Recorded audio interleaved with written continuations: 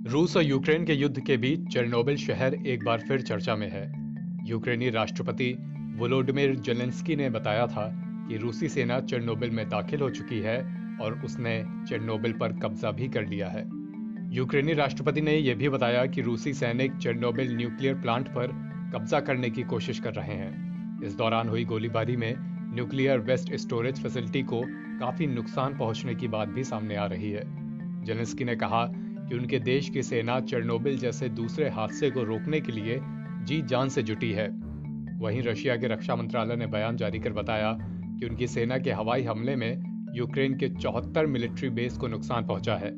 इसके अलावा डोनबास में एक यूक्रेनी अटैक हेलीकॉप्टर को भी मार गिराया गया है। दरअसल आज से 36 साल पहले 26 अप्रैल 1986 को तत्कालीन सोवियत संघ के चेरनोबिल के न्यूक्लियर पावर प्लांट में विनाशकारी धमाका हुआ था।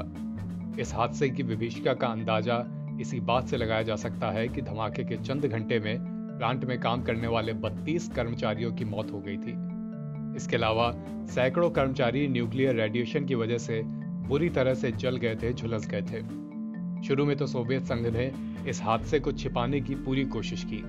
मीडिया कवरेज से लेकर लोगों की आवाजाही को तुरंत रोक दिया गया था, लेकिन स्वीडन की एक सरकारी रिपोर्ट के बाद तत्कालीन सोवियत संघ ने इस हादसे को स्वीकार किया। विभाजन के बाद चेरनोबिल शहर यूक्रेन के हिस्से में आ गया।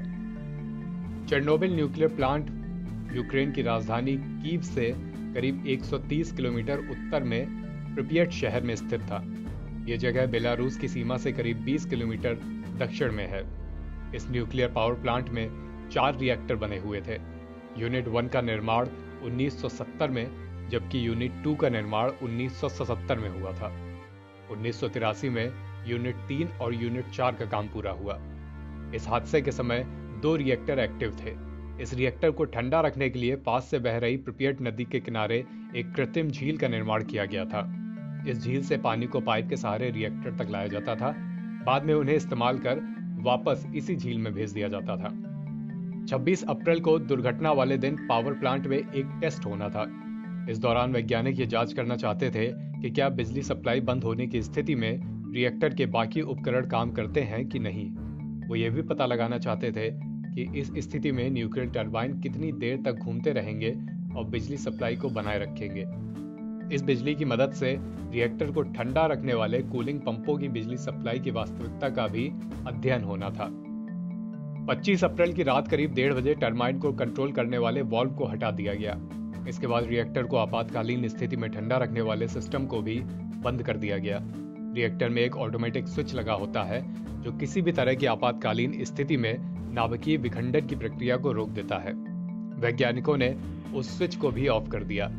इसके कारण अचानक रिएक्टर के अंदर नाभिकीय विखंडन की प्रक्रिया बेकाबू हो गई। तेजी से भाप बनने लगी, जिससे रिएक्टर के अंदर का दबाव काफी बढ़ गया। इससे थोड़े ही समय के अंदर 2 शक्तिशाली विस्फोट हुए, जिससे पूरे वातावरण में रेडियो एक्टिव पदार्थ फैल गए। ये धमाका इतना शक्तिशाली था कि रिएक्टर को ढकने वाली 1000 टन से ज्यादा वजन की मेटल प्लेट और उसके ऊपर बनी कंक्रीट की मजबूत छत हवा में उड़ गई। रिएक्टर में इस्तेमाल होने वाली परमाणु ईंधन की छड़ों के परखच्चे उड़ गए।